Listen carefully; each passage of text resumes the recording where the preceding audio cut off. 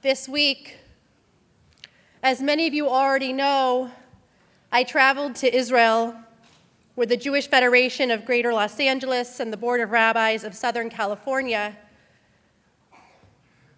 And two things. First of all, I'm going to be sharing some stories that may have some harder images. And so if you know that your child may not be able to handle that, I just wanted to offer that now.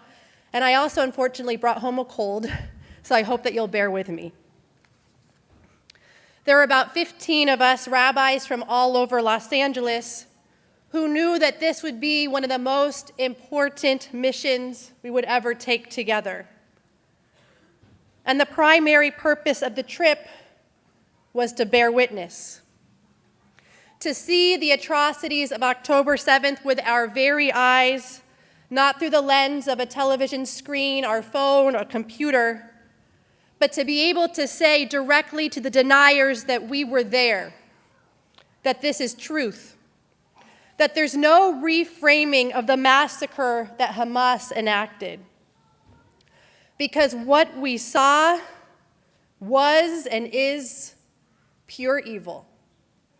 There's no other way to describe it. And so I went to Israel with that intention, but I came home learning so much more. I witnessed a changed Israel.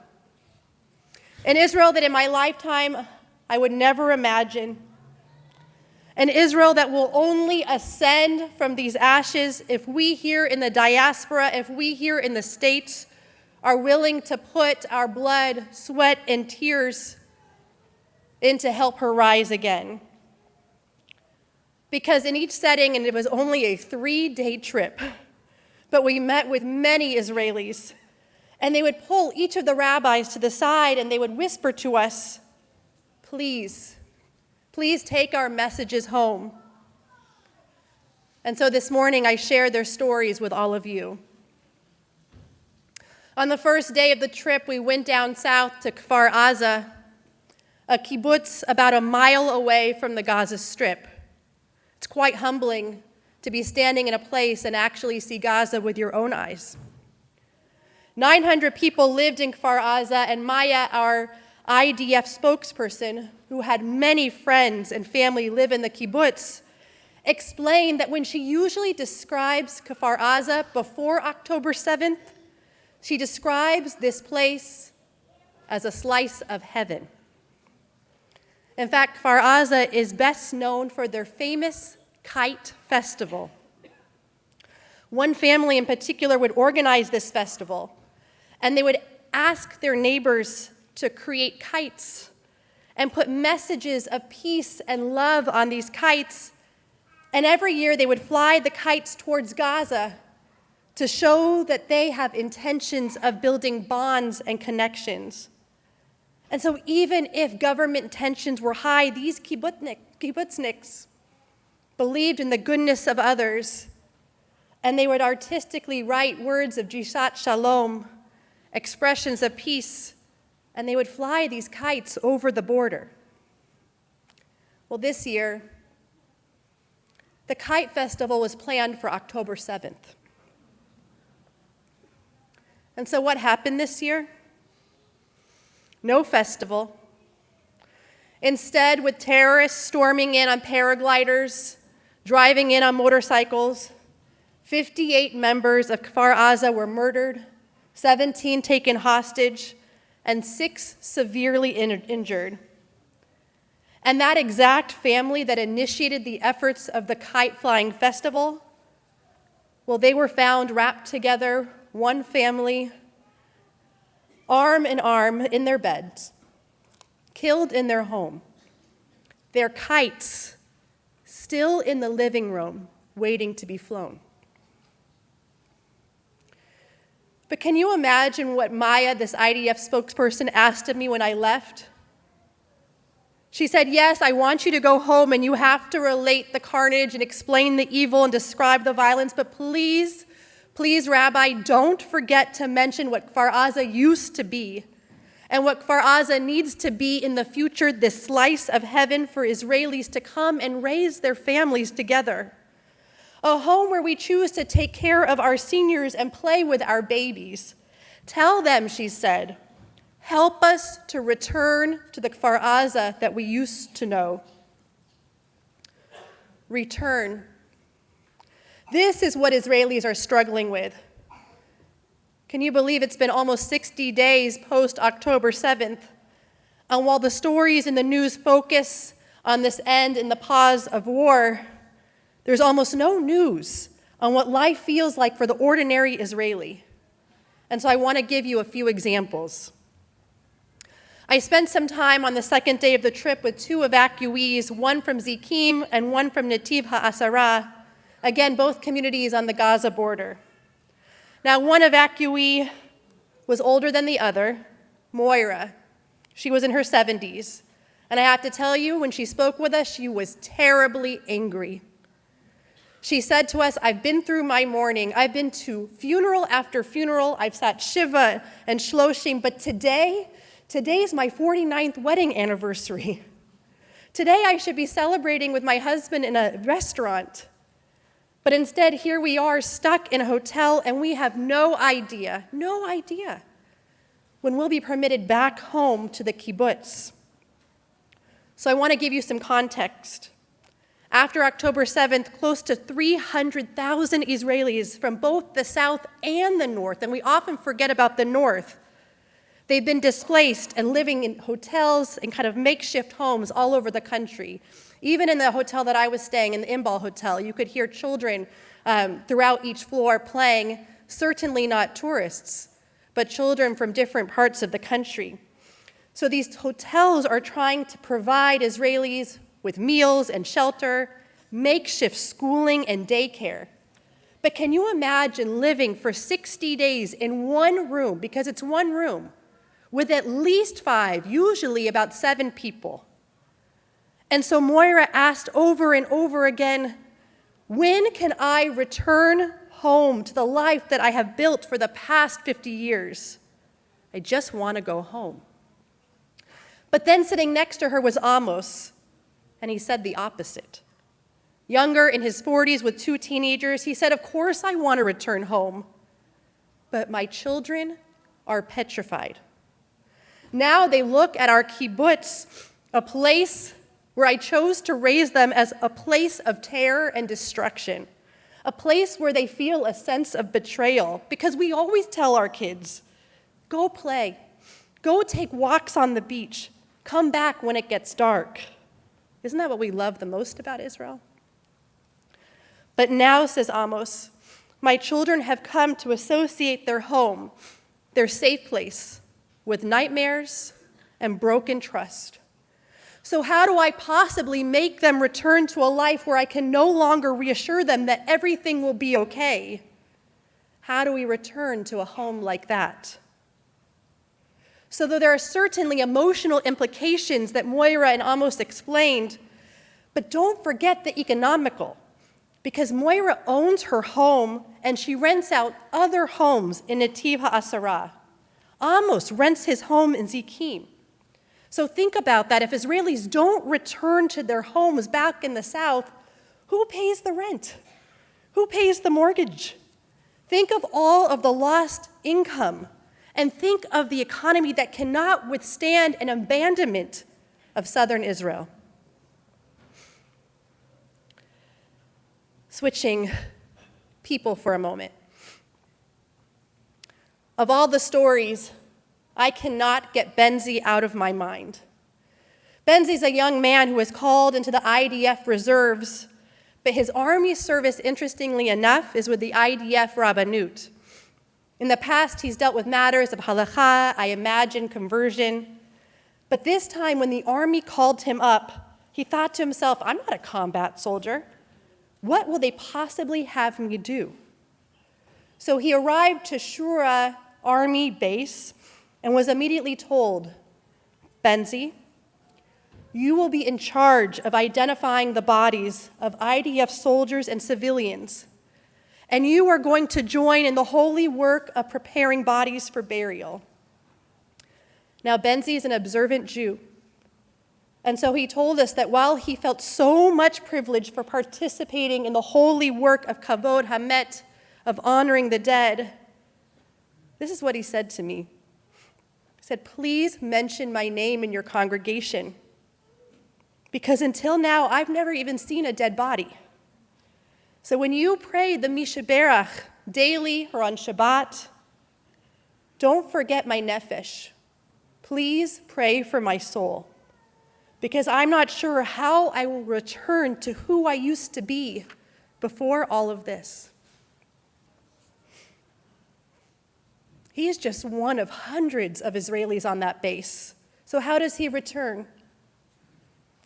How does Israel return to a land of strength, of dreams, a land brimming with hope and possibility?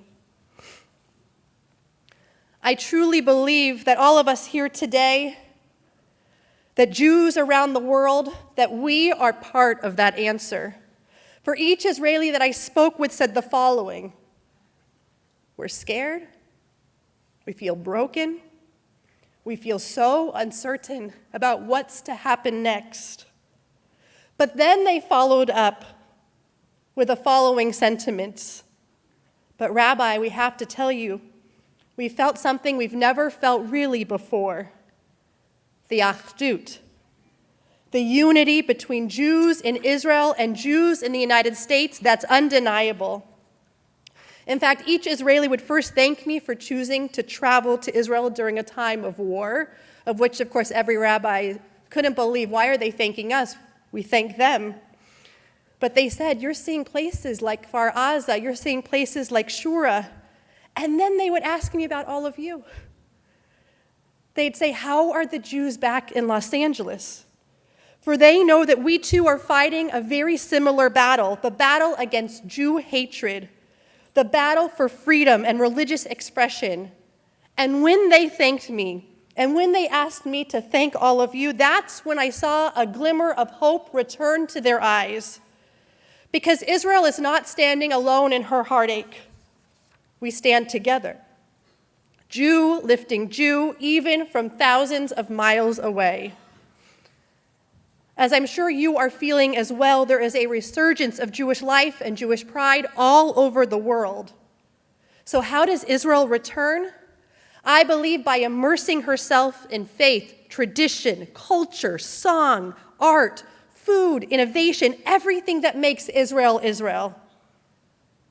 At Shura IDF base, Benzi took us into a room, I'll show you the picture another day if you'd like, in which I saw rows and rows of Sifrei Torah staring back at me. Benzi's commander explained to me, usually they prepare maybe one Sefer Torah or two a year to go send out into battle with soldiers. But since October 7th, the soldiers have requested over 40 Sifrei Torah to be sent out to Gaza because IDF soldiers feel a connection to God and a connection to Jewish community in a way that Israel and certainly the Jewish community have never seen before. They explained to me in the beginning days of the war, the Rabbanut prepared 33,000 pairs of tzitzit for soldiers to wear in the field. Well, within one day, all 33,000 were claimed, meaning each of those soldiers, whether or not they usually wear tzitzit, they want to feel a connection to our tradition, and they want to feel a connection to all of us. As you heard in the Torah reading this morning in Vayishlach, we receive our name. Jacob transforms into Israel. And we know Yisrael usually means wrestles or struggles with God, but I think it can also mean the one who embraces God, the one who finds themselves using faith to bolster their lives even when the world feels so very bleak. Yisrael, even when returning seems impossible and unimaginable, unthinkable, Israel returns because God, Torah, and community stand with her as she chooses to rise yet again. I had dinner with Rabbi Chaya Rowan Baker, former rabbi of the French Hill community in Jerusalem and current dean of Schechter Rabbinical School. And by the way, can you imagine She's a rabbi who was leading other rabbis during a time of war, and she has one child who is on the border in Egypt and one child who is on the border of Lebanon. And yet somehow she decided to come out to dinner with all of the American rabbis. We looked at her. You can go home. We understand what you're going through. But honestly, I take back those words. We can't really fathom what she's going through. But she said, no, I had to come this evening because I had to remind you. You know, we say in the Talmud, Kol Yisrael Arevim Zeh Bazeh, that all of Israel is intertwined, interconnected, interlaced with one another. She said, I came to dinner tonight to remind all of you and really to remind herself that yes, this is a milchama, this is a war, but it's a milchemet am Yisrael chai. It's a war that will cause life to endure, but only because every single Jew shares the very same spine. We share the very same spine of life that will hold Israel up even when she feels as if the time has come for her to fall.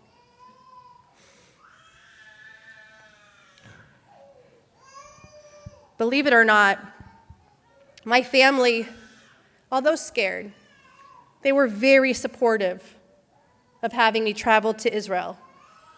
But my youngest, Henry, who's 7, said, you can go, but you have to bring me back a present. But I explained to Henry, there's not really a lot of time for shopping on this trip. And he said, okay, but if you have some time, bring me back a dreidel. Because as you know, dreidels in Israel, they don't have a shin, but they have a pei.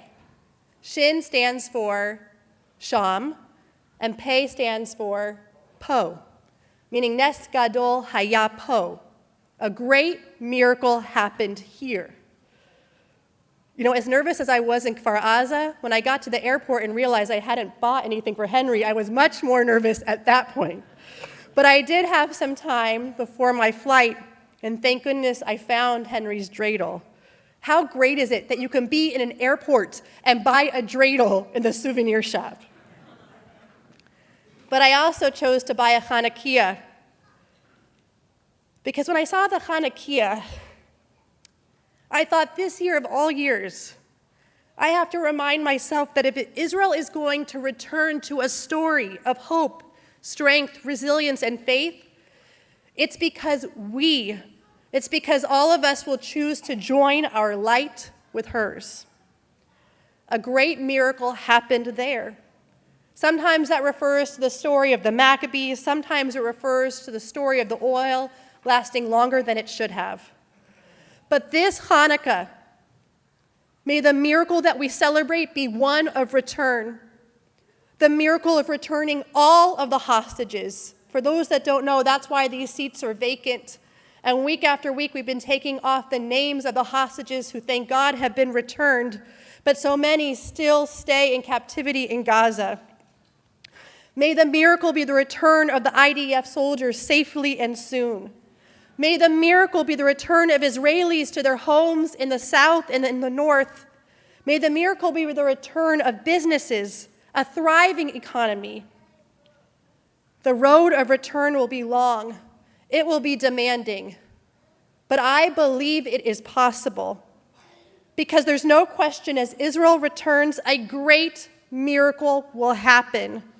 Because as Jews responsible for one another and interwoven in our story of survival, we know standing together our light will shine brighter than it ever has before. It was so hard to leave Israel this year. It feels like I've left a piece of my heart behind. But I feel so encouraged coming home to all of you. Nes gadol haya po. Nes gadol hayasham. A great miracle will happen there, and a great miracle will happen here. Because together we will see and witness the miracle of a stronger, more vibrant Eretz Yisrael, the Israel of our past, but more importantly, the Israel of our future. Am Yisrael Chai. Shabbat Shalom.